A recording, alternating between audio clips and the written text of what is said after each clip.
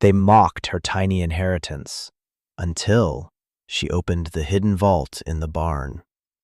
The day I turned 18 wasn't a day of celebration. There was no cake, no pile of brightly wrapped presents. There was just a thin, manila folder on a scratched metal desk and the tired, sympathetic eyes of Ms. Albright, my caseworker for the last 6 years. She slid the folder across the desk. It made a dry, scraping sound, the official sound of a life being closed out and pushed away. Inside was my birth certificate, my social security card, and a formal letter stating that as of 9 a.m. that morning, I was no longer a ward of the state. I was free. It felt less like freedom and more like being pushed out of an airplane without a parachute. For so many of us who grew up in the system, freedom is just another word for being completely and utterly alone. If you've ever felt that kind of terrifying freedom, that feeling of standing on a cliff with nowhere to go, hit that subscribe button. This story is for you, and this channel is a place for people who get it. There's one more thing, Alara, Ms. Albright said, her voice gentle, as if she were trying not to startle a stray cat. She pulled a smaller, thicker envelope from her drawer. It was yellowed with age, the corners soft and frayed. My name was written on the front in a spidery, unfamiliar script. This is from your grandmother's estate. It was left in trust until you came of age. My grandmother. The words sounded foreign. She was a ghost, a name in a file, the woman who had surrendered me to foster care when I was 5, and then vanished from my life, dying a few years later. I had spent my entire childhood crafting stories about her, that she was a secret agent, a world explorer, a woman on the run who had to hide me for my own safety. The reality, I'd been told, was far more mundane and heartbreaking: poverty, illness, and an inability to cope. An estate? I asked, my voice barely a whisper. The word conjured images of sprawling mansions and rolling green lawns, things from movies, not from my life. Ms. Albright gave me a small, sad smile. It's not much, honey.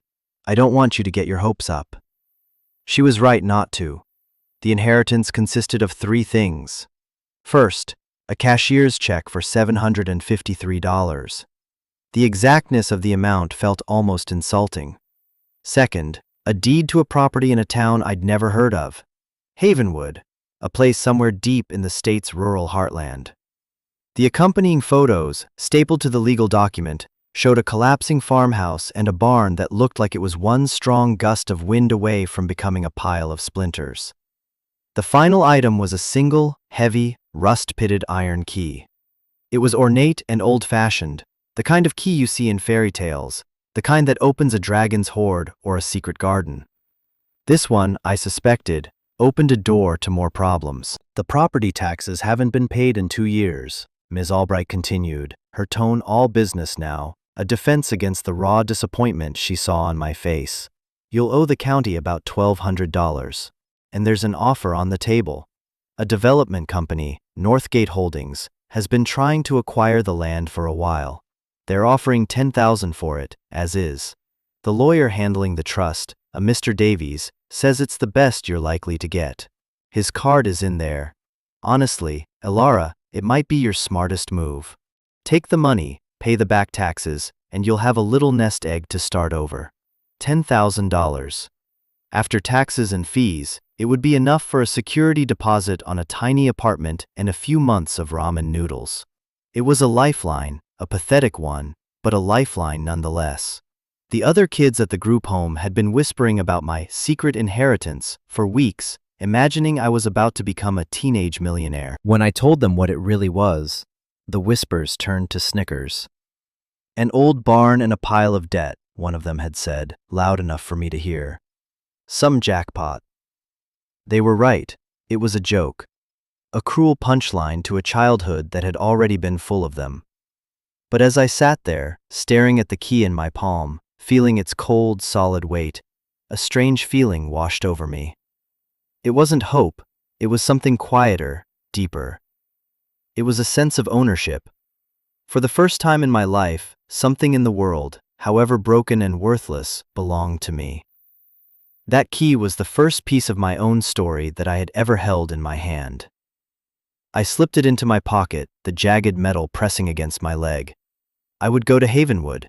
I would see this place. I had to. It was the only thing I had. The bus ride to Havenwood was a journey through worlds.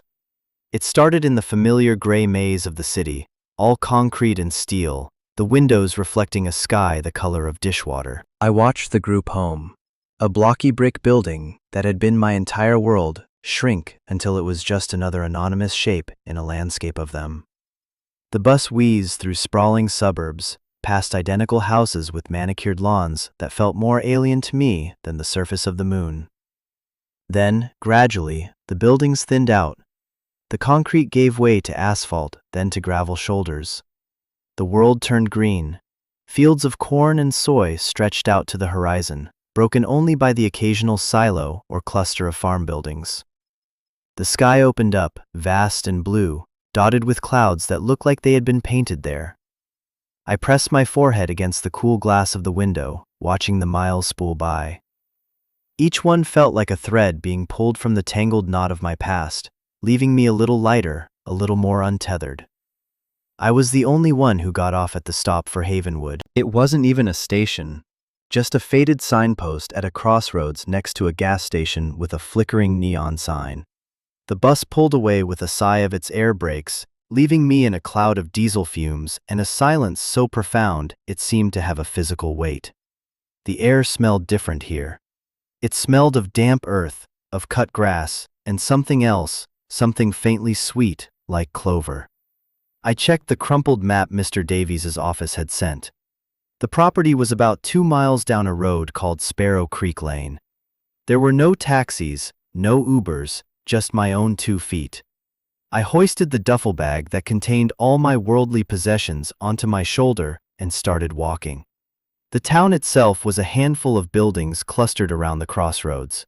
A general store with a wooden porch, a small post office, a church with a tilting steeple. A few people watched me from behind screen doors or from the driver's seats of parked pickup trucks. Their gazes weren't hostile, just curious. I was an outsider, an anomaly in their quiet, predictable world. An older man in overalls, sweeping the porch of the general store, paused and nodded at me. "You're not from around here," he said. It wasn't a question. "No, sir," I replied. "I'm heading out to the old Miller place." His eyebrows shot up, and a look of something, pity maybe, crossed his face. "Eleanor's place?" "Lord, child, no one's been out there in years, not since she passed." He knew her name. He knew my grandmother's name. It sent a strange shiver through me. Here, she wasn't just a name in a file. She was a person who had lived, who was remembered. "You be careful out there," the man added, turning back to his sweeping. "That place has some history." The walk was longer than I expected. The sun beat down and the asphalt shimmered with heat. Finally I saw it, a rusted, wrought iron gate hanging crookedly on a single hinge, half swallowed by a tangle of overgrown rose bushes. A faded wooden sign, barely legible, read, "Miller Farm." This was it. I pushed through the gate, the thorns snagging at my jeans, and walked up a long gravel driveway that was more weed than gravel. And then I saw the house. The pictures hadn't done it justice. They had shown a building in disrepair. The reality was a structure that seemed to be actively surrendering to the forces of nature. The white paint was peeling off in long strips, revealing weathered gray wood beneath. The porch sagged in the middle like a tired old man slumping his shoulders. Several windows were boarded up, others were just dark, gaping holes. A massive oak tree stood in the front yard, its branches heavy and low, casting the entire house in a permanent, gloomy shade. It wasn't a house, it was a tombstone. My heart sank. The $10,000 from the developers suddenly seemed like a winning lottery ticket. Ms. Albright was right. The smartest move was to sign the papers, take the money, and never look back. This place wasn't a home, it was a ghost. But I had come all this way. I had to see the inside. I walked up the creaking porch steps, my footsteps sounding unnaturally loud in the silence. I pulled the heavy iron key from my pocket. It felt warm from the sun. I slid it into the lock on the front door. It was stiff, and I had to jiggle it, putting my shoulder into the door before it finally turned with a loud, grating click. The door swung inward on protesting hinges, opening into darkness. The air that rushed out to meet me was thick and musty, the smell of trapped time, of dust and decay and forgotten things. It was the smell of utter stillness. I hesitated on the threshold, my eyes adjusting to the gloom. Sunlight filtered in through the grimy windows, cutting bright, dusty shafts through the air. The inside of the house was a time capsule. Furniture, a sofa, a few armchairs, a dining table, was draped in white sheets, their forms looking like sleeping, shrouded giants. Dust lay like a fine gray snow on every surface. Cobwebs hung in the corners like macabre decorations. It was clear that no one had lived here, truly lived here, for a very long time. I walked slowly through the downstairs rooms, my sneakers leaving clean prints in the thick layer of dust on the floorboards. The living room, the dining room, the kitchen. Each room was a portrait of abandonment. In the kitchen, a calendar from 15 years ago was still hanging on the wall, the picture a faded landscape of some distant, cheerful autumn. I ran my finger over the date she had died, a date I only knew from a document. Here, it was just another square on a page. It felt strangely intimate, like I was trespassing on a private moment. I found myself drawn to a small writing desk in the corner of the living room, tucked under a window. It was less dusty than the other surfaces, as if it had been covered or protected somehow. On it sat a single object, a small, intricately carved wooden box. It wasn't locked. My fingers trembled slightly as I lifted the lid. Inside, nestled on a bed of faded velvet, was a stack of envelopes tied together with a simple blue ribbon. They were addressed to me. For Alara, the same spidery handwriting from the main envelope read, "When you are ready." My breath caught in my throat. These were letters. From her. I sat down on the dusty floor, my back against the wall, and untied the ribbon. The first letter was short. "My dearest Alara," it began. "If you are reading this, then I am gone, and you have come of age. I am so sorry, my child. I am sorry for the life you have had. I need you to believe me when I tell you that every choice I made to protect you. I could not keep you with me. It was not safe. The world is more complicated than they will ever tell you. This house, this land, it is not the inheritance I wanted for you, but it is the only one I could leave you.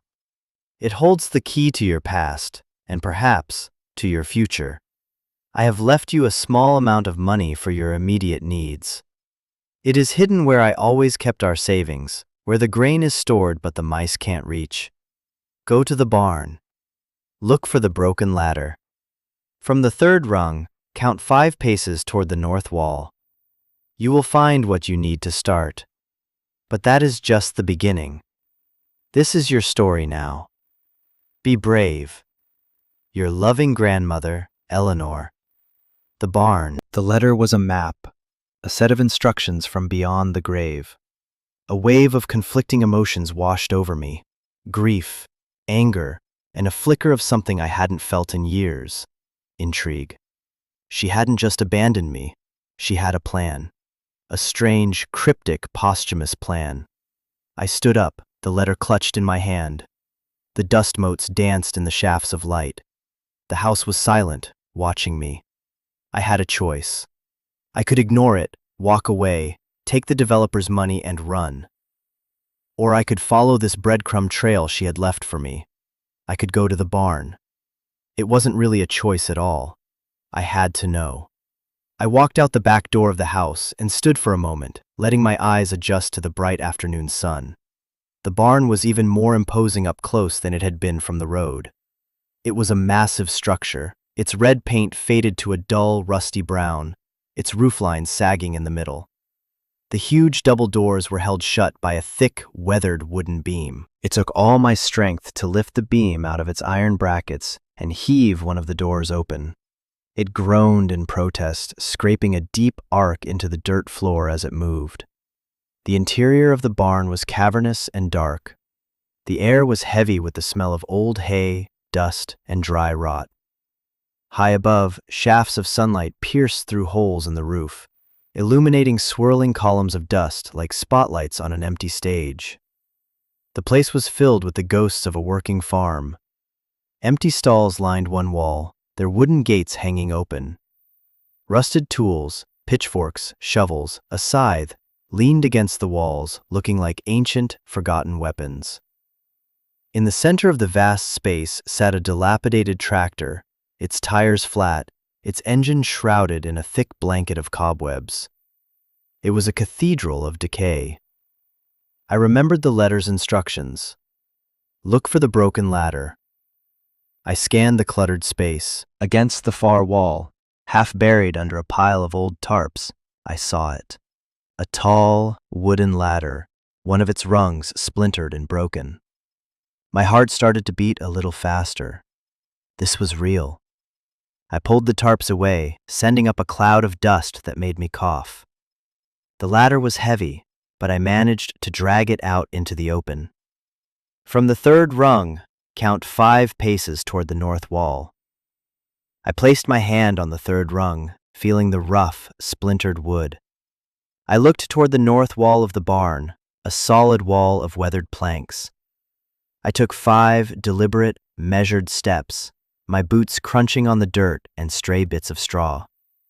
I ended up standing in front of a seemingly unremarkable section of the wall. I ran my hands over the rough wooden planks. They felt solid. I knocked on them. Nothing.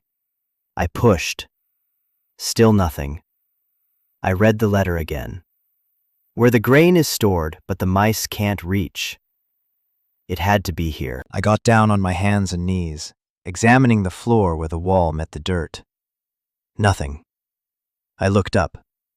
About waist high, I noticed a small discoloration in the wood, a dark knot that was slightly different from the others. On a hunch, I pressed it. For a second, nothing happened. Then I heard a faint click. A section of the wall, a perfectly cut panel about 2 feet square, swung inward on hidden hinges, revealing a dark, square hole. My breath hitched. It was a hidden compartment. I reached inside, my fingers brushing against something cold and metallic. I pulled it out. It was a heavy, olive-green ammunition box, the kind I'd seen in old war movies. It was locked not with a key, but with a simple latch. My hands were shaking as I flipped the latch open and lifted the heavy lid. The first thing I saw was money. Stacks and stacks of it, bundled together with rubber bands. It wasn't a fortune, but it was far more than the $700 from the state. I counted it quickly, my fingers fumbling. There was nearly $15,000 in cash, enough to pay the back taxes, fix the most urgent things on the house, and live for months. A wave of relief so powerful it made me dizzy washed over me. This was what she meant. This was the start. But beneath the money, there was something else. Another package, wrapped in oilcloth and tied securely with twine. It was heavy. I lifted it out and placed it on the floor. With trembling fingers, I untied the twine and unfolded the oilcloth. Inside was a thick, leather-bound ledger. And another letter, this one much longer than the first. I sat there on the dirt floor of the silent barn, the smell of hay and dust in my nostrils, and began to read. My dearest Alara, the letter began, the handwriting as familiar as if I'd known it my whole life. If you have found this, then you have found the money. I hope it is enough to give you some breathing room. Now you must make a decision, and to do that, you need to know the truth. The real truth. Not the sanitized story they put in your file. I did not give you up because I was poor or sick, my child. I gave you up because I was terrified. Our family did not own this land free and clear. My husband, your grandfather, was a good man, But he made a bad deal years ago. He borrowed money from the wrong people to save the farm during a drought. They weren't a bank. They were predators, a local crime syndicate run by a man named Silas Blackwood. They hid their business behind legitimate fronts, like lending companies and real estate ventures. The interest rates were impossible. When your grandfather couldn't pay, they didn't just want the money, they wanted the land. Not for farming, but for its location. It backs onto the old quarry and has access to the state highway. It was perfect for their less legal operations. Your grandfather fought them. He tried to expose them, and for that, they killed him. They made it look like a tractor accident. Everyone believed it. Everyone except me. After he was gone, they came for me. They didn't threaten me with violence. They were smarter than that. They used debt, legal threats, and constant, quiet pressure. They wanted me to sign the farm over to one of their shell corporations. Northgate Holdings. Does that name sound familiar? I knew I couldn't protect you. As long as you were with me, you were a target, a point of leverage they could use against me.